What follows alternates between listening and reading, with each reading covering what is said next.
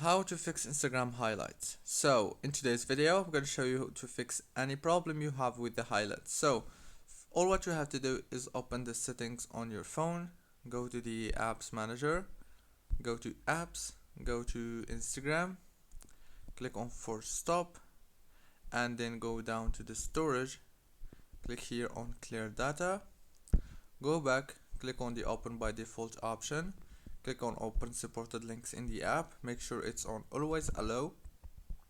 Now open the Play Store, search for Instagram and click on update to update your Instagram into the latest version.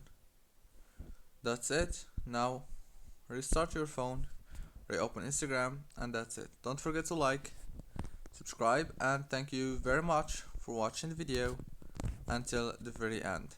See you later.